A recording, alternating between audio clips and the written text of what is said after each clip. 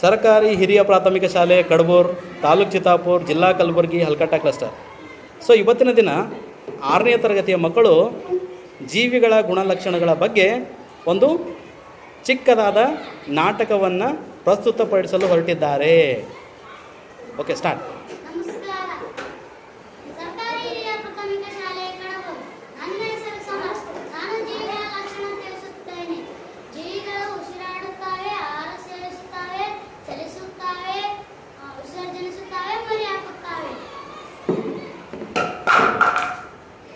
ಜೀವಿಗಳು ಉಸಿರಾಡುತ್ತವೆ. ಜೀವಿಗಳು ಆಹಾರ ಸೇವಿಸುತ್ತವೆ.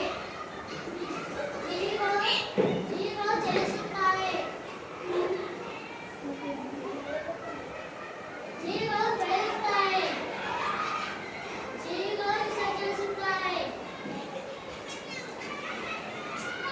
ಜೀವಿಗಳು ಮರಿ ಹಾಕುತ್ತವೆ.